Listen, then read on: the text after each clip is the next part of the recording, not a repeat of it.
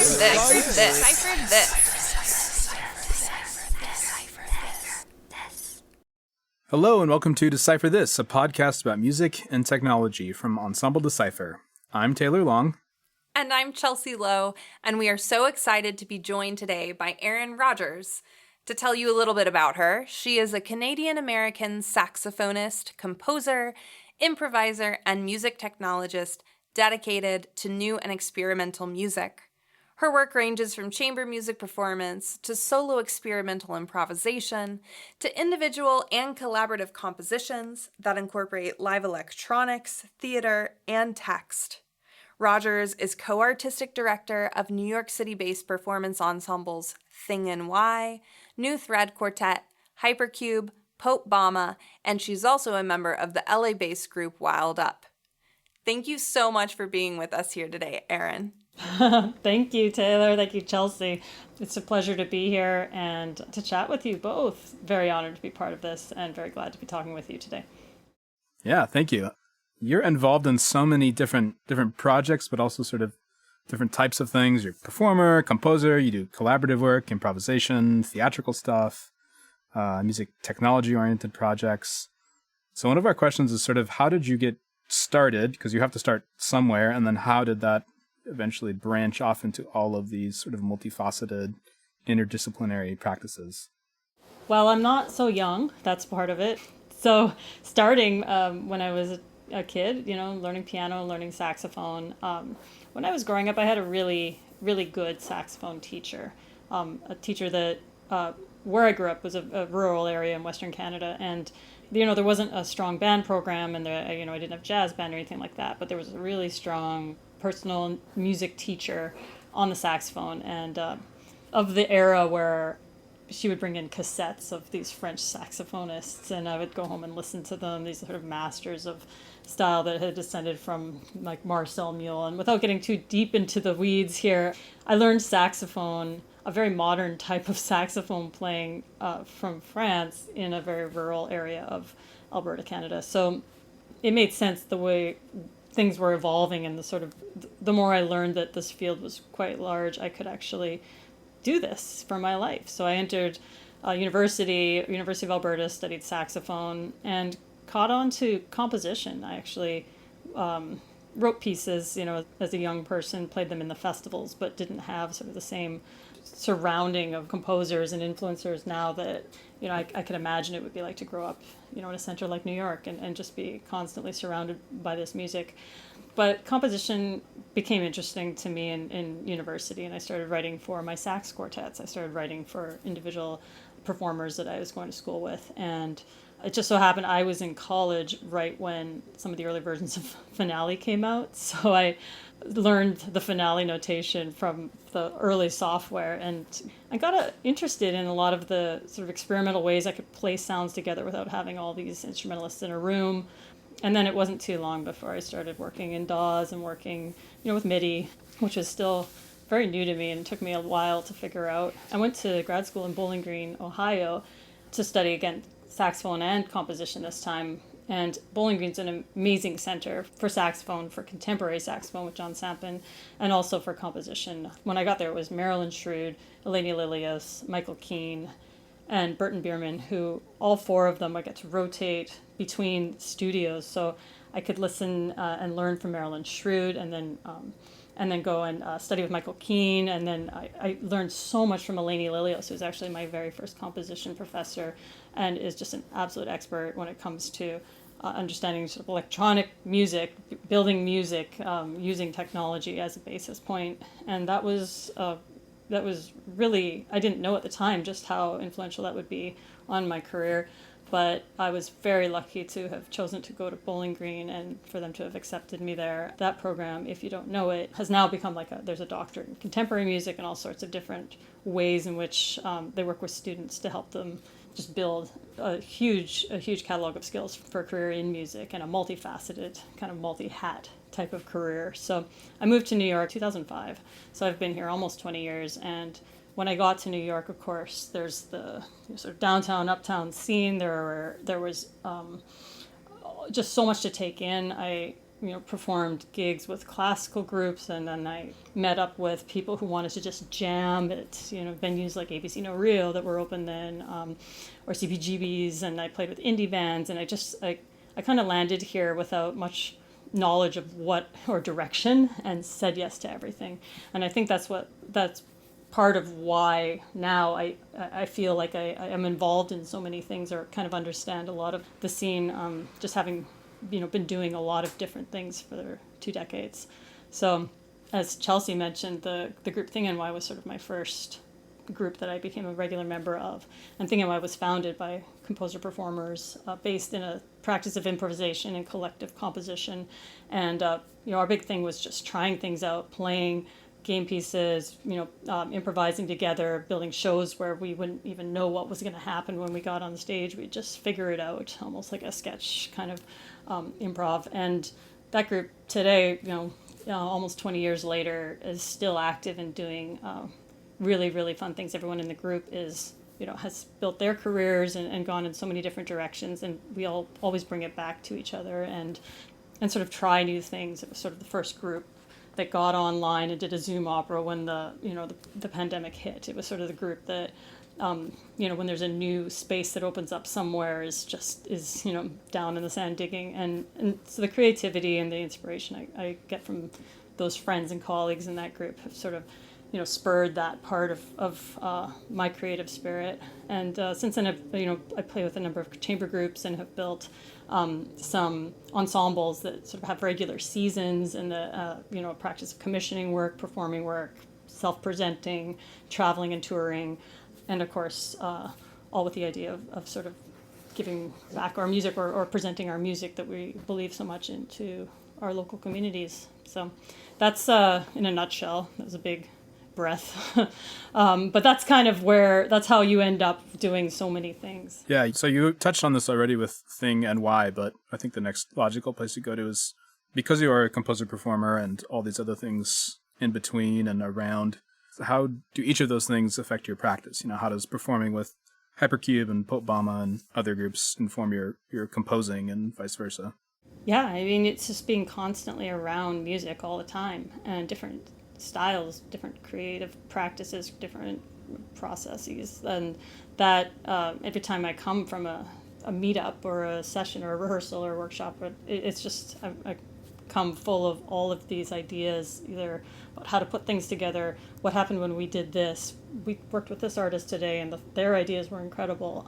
So it's just basically like being in a live workshop 100% of the time, or I should say whenever I'm around my crew, right, which varies constantly, and which, I mean, variation is a really important part of that. It's not, I can't get too deep in any one style or one process of music making, because it's always changing, right? It might be like today I do this, tomorrow I do this, and they're totally different ways of working, totally different ways of thinking, and just, and being, I can do a program. Last Sunday we did a program with New Thread Quartet, which were pieces that we rehearsed for, hours and hours, and worked so hard to get every little detail of our, lined up ensemble articulation for these 4 pieces, new pieces that we were presenting in this concert. And, finally we performed this concert, and it was all about just playing together and having that moment of presenting this music that we'd worked so hard on perfecting on such a micro level.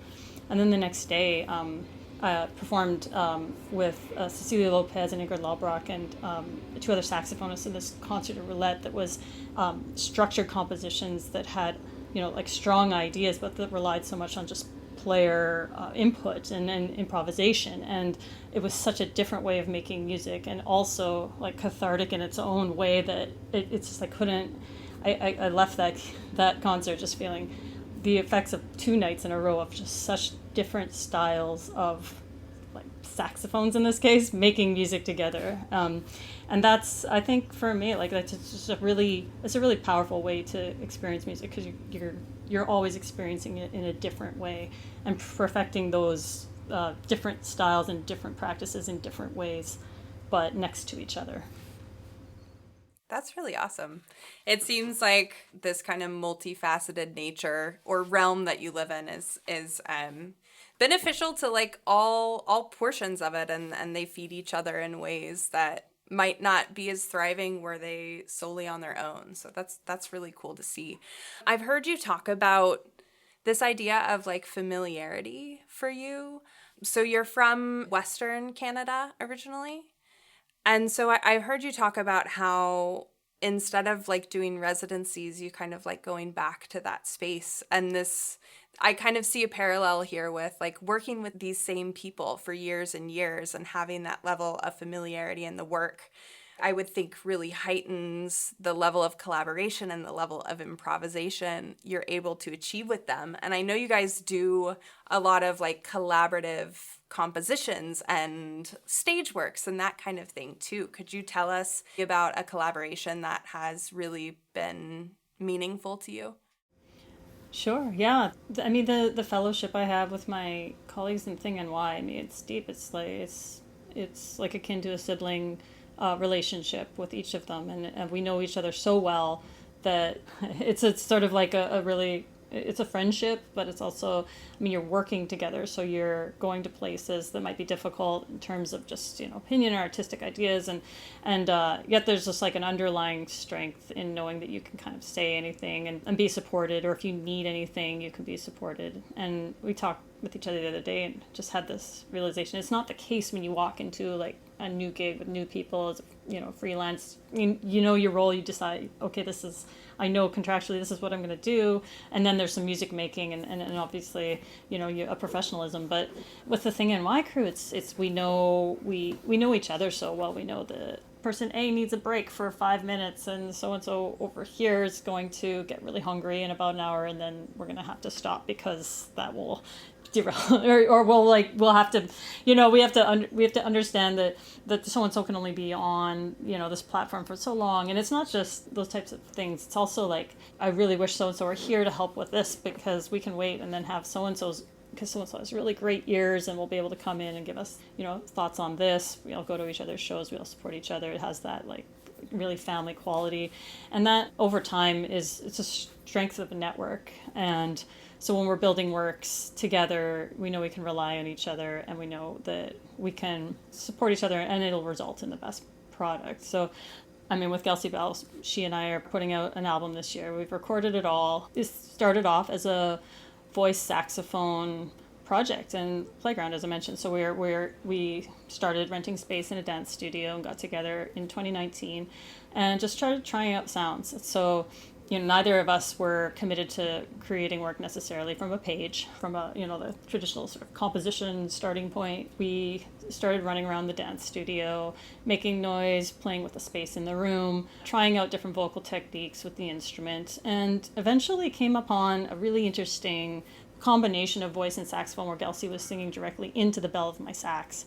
And this was in 2019, and then I think we premiered it that year. We tried it in a number of different spaces. The piece eventually became about space because everywhere we played it, it was a very, very different vibe, a very different experience. And whether you were very up close to it, the sort of the level of the detail of the sound and the phenomena that was occurring with this combination of her breath right into my bell and my breath pushing against it from the opposite end was different in a very small space compared to a large space. And we also, for the beginning of the piece, explored spaces of the two instruments. We have a section where it's twinning in unison, and it's almost like, we're sort of capitalizing on this disembodiment of that sound and the possibility that could be coming from either instrument. But fast forward to the pandemic and the lockdown, and then Kelsey and I performed this piece, it's called Skylight, by the way, at Greenwood Cemetery in the Catacombs it was May 2021. So it was like probably the first live performance that a lot of us had done after the pandemic. And we set it up. Of course, we, were precautious. We took time. We tested. We did all of the right things in order to be able to be in a room together. But it was Kelsey singing with her, full breath into the bell of my saxophone as I'm playing these low notes as loud as I can. And her singing voice, the frequency of her voice is literally splitting the saxophone into this sort of cascade of multiphonics.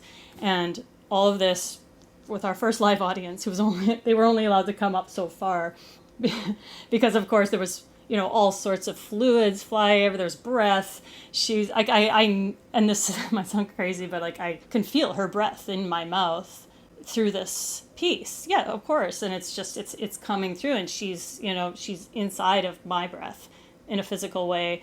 And we're so physically connected. We are breathing, we understand each other's breathing patterns. We're like moving together.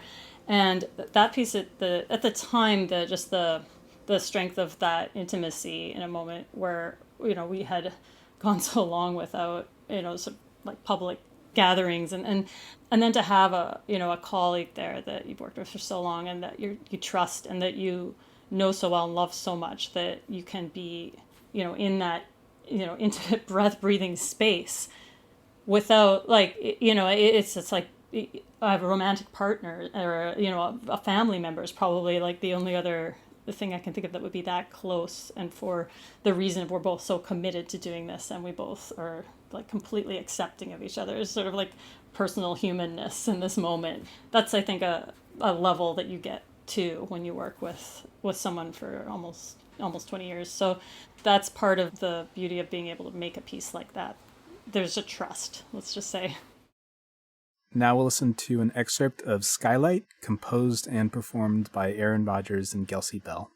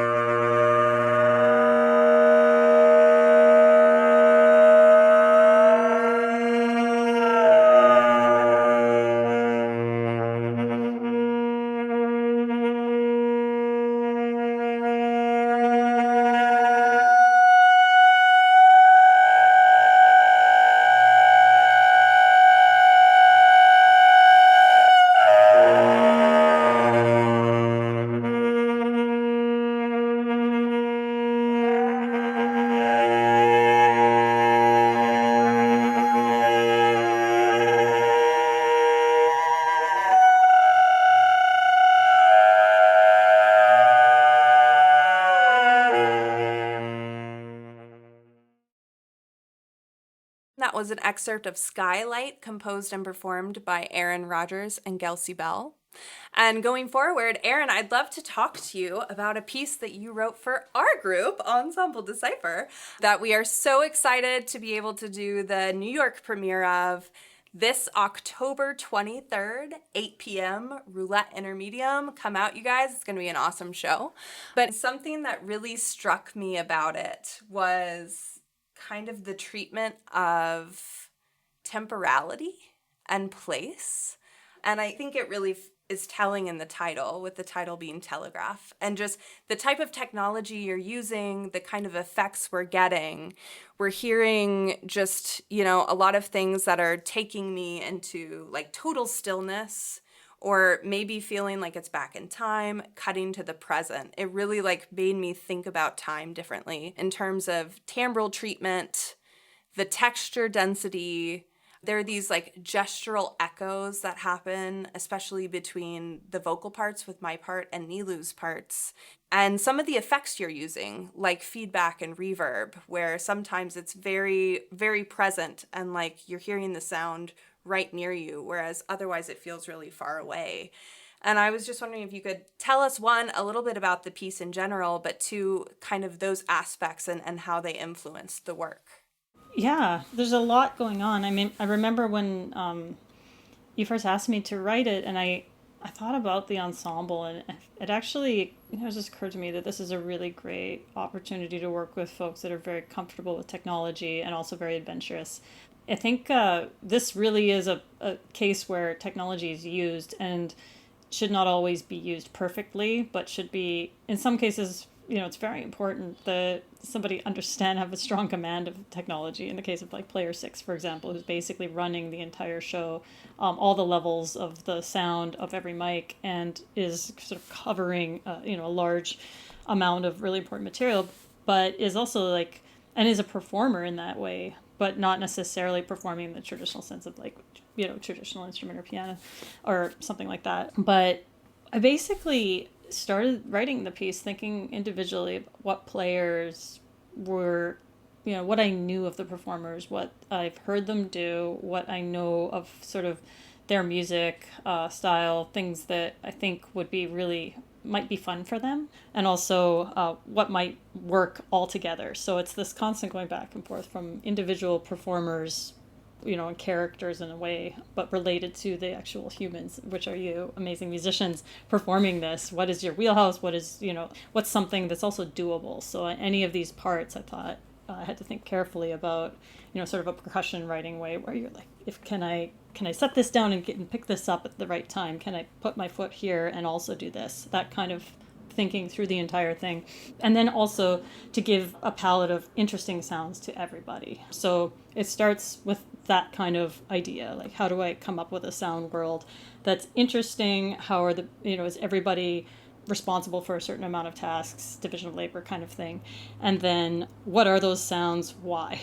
So the Telegraph title is sort of, it's loaded, right? They've got this sort of historical idea of what a telegraph is. There's also all of the like the built-in references to communication in general. Telegraph, as we think of now, we think of it as like communication from long ago that was very primitive in its way of just communicating, but it was still communicating, and that primitiveness had a sound and a sound quality to it that nowadays, of course, Jog's reference has a particular aesthetic.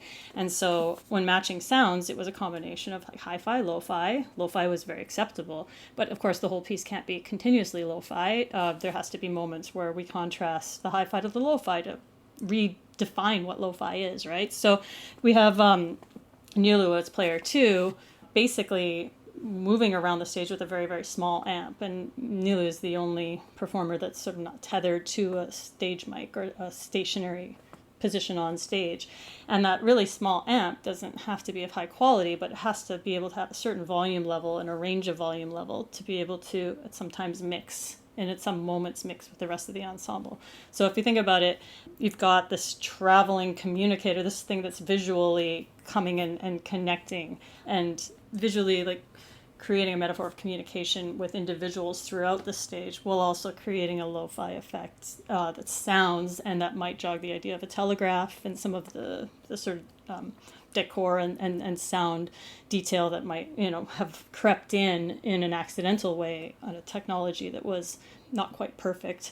And then you have these like very, very clear messages and characters sometimes that are trying to communicate in some cases but can't. Is that because of like the impedance? Is that because of technology, or is it just because of volume? I mean, there's all these different ways of sort of mapping what could be going on or why at any given time, and I think that that's a rich environment for audience. And so the more that you feed possible ideas to an audience, the more engaging the piece can be.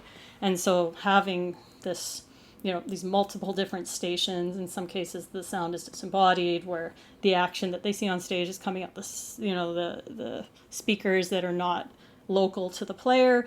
Other times in Loew's case where it's all very local, where you have like dynamic envelopes coming from something that's very clearly about a visual mapping of an arm movement, right? When in the case of feedback to a mic from a small amp, that's a readable moment of pattern making. So overall, the piece needs to have some readable moments that sort of bring it together and make it sort of connect with itself. And then there's other moments that are sort of up for debate in terms of what or why they are. But yeah, it moves along in a way that I feel like as a group, there is a group narrative overall, and I always like to think of form from beginning to end. What is the ultimate read? What is taken away from this? And it could be very different things, but I do feel like there's moments in which it's easy to do that. It's communication. There's a whisper section where everybody's whispering, and all of a sudden it's very clear that there's like this group communication and people are kind of aware of each other, and that sort of unifies that moment to set up for another moment that might not be so unified. So over time, I think the piece as a whole, I think it works, and I'm really excited that you're doing it again, because I think one of the things with pieces like this is that it's different in every space. There's enough variables that it'll change, but there's something underlying that sort of keeps it cohesive. And despite the different ways in which things go wrong, there's a certain margin of error and acceptableness for things to go wrong in it, because at the outset, we're already dealing with a palette of sounds that aren't in such a small box that things can't go wrong and be part of the piece and part of the ultimate narrative. Well, that's definitely good for us to hear. No, this is not unique to Decipher. No, I could talk for an hour about margin of error in works, but that's nothing it's do. part of being human, right? And that's the beauty of human performance, too. Yeah, and there's nothing more beautiful than humans performing work. And I had a long discussion a couple of years ago at a festival with another composer, and it came around to injecting fragility, writing it directly into the work, which I think is a less authentic way to do it than to write music and just have humans perform it, and to have that to build in not the assumption that things will not be perfect, but to build a piece that where humans can be human and it can feature humans in ways that reflect as human. Obviously, I've also as a performer been asked to perform certain lines with fragility, and it's one of the hardest things to do. As a performer, as both of you know, it's wait, you want me to do what? You want me to have no air support and kind of shake? And we're doing this for a recording, okay? Right. Okay. I guess it's actors that are asked to do this all the time.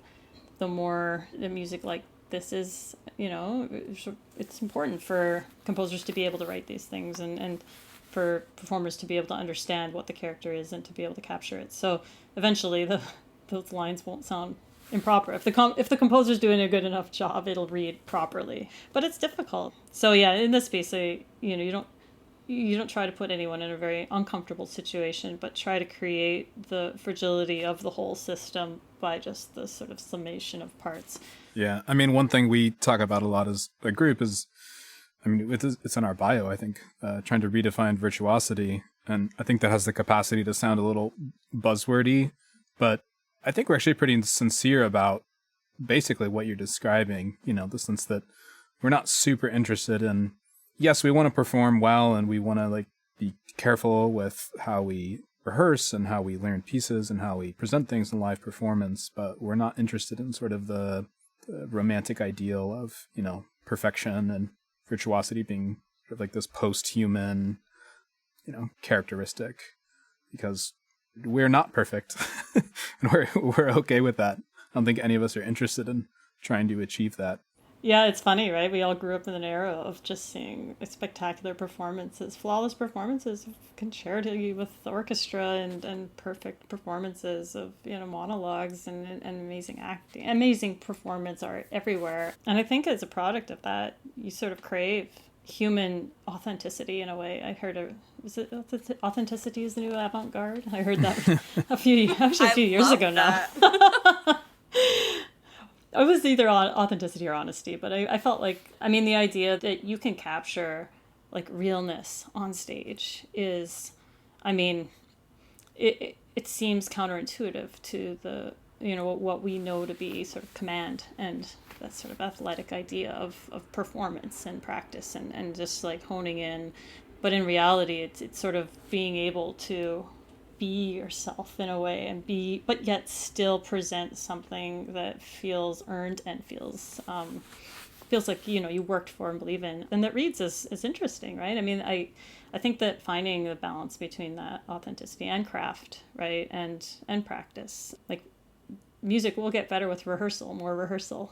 It's just how it works. So I think it's important to not forget, rehearsal and shining and understanding what these moments are, that when you're in that zone and when you're able to be a little bit more of yourself. It's our generations, it's what we are craving right now. Well, why don't we take a moment and have a little sneak peek of Telegraph. So here is an excerpt from Erin Rogers' Telegraph, performed by our group ensemble Decipher.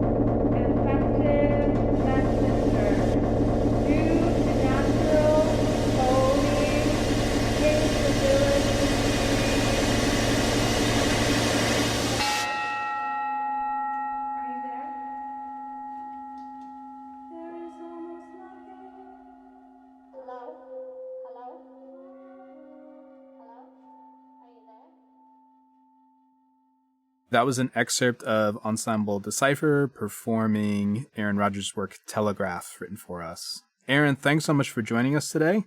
Before we go, can you tell us about some upcoming projects, concerts, albums, anything you're working on that you'd like to share with our audience? Sure. Hypercube, my ensemble with sax, electric guitar, piano, percussion, runs our annual Cube Lab every October, and that results in 3 concerts, including a live concert in Brooklyn at Skull Street on November 14th.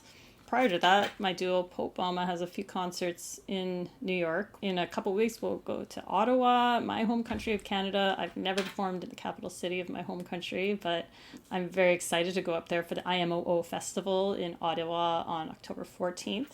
And then we'll play on October 18th in a very special concert at Mise en Place with a duo that I can't say the name of right now, but I will eventually be able to. I should be so. Mystery. Yeah, I should be so. Enticing. Yeah. Yes. But save the date for October 18th at Mise en Place. I think that's it for the next few weeks. Gelsey Bell on my CD of Skylight will come out next spring from Shaken Records, which we're really excited about. And I have a new project brewing with Relative Pitch, which is a larger kind of solo featured album that will come out slightly before that. So I'm very excited, and also very excited for Decipher's performance on October 23rd. Can't wait to be at Roulette and to take it all in person this time. So before we head out, Erin, can you tell our listeners where they can find out more about your work? Sure. Go to erinmrogers.com. If you type in Erin Rogers into Google, you will get a football player. But Erin is spelled ErinRogers. So, or you can just Google Erin Rogers Sax or Erin Sax. But yeah, my website sort of shoots off to all of the other projects. So yeah, join me there. Thank you. Yes, please come and join Ensemble Decipher, performing at Roulette Intermedium on Monday, October 23rd at 8 p.m. We'll also be premiering a brand new work by Bora Yoon, doing the New York premiere of Orbs by Lynn Geringer. And we're doing a new version of a co-created dance work with Iranian-American choreographer Hiva Sedagat called The Sound Sleep Has Been Shattered. Thanks so much, Erin, for joining us, and we hope to see everybody in Roulette in October. Yeah, see you guys there. See you there. Thanks.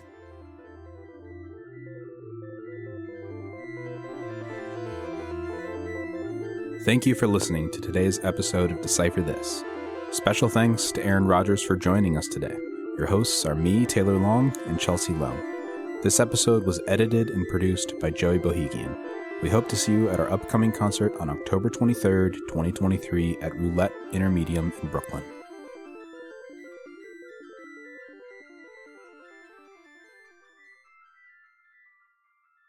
Erin, we're not really sports people here in Ensemble Decipher. Oh, well, that's not true. I do follow the NBA because I'm from a basketball city. But what's weird is, I've obviously known who Erin Rogers, the football player, is for a long time, and I've known who you are for a long time. I never put two and two together that you have the same name. I think because I just think of your name as Erin. Yeah, it's so different spelling. And his last name is spelled with a D also, I think. Yeah, it's so different, right? But when Erin Rogers won the Super Bowl, my website went crazy. Got some just big from people making spelling mistakes. Yeah.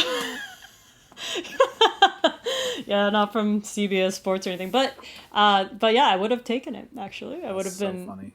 Yeah, I could use a new football theme song.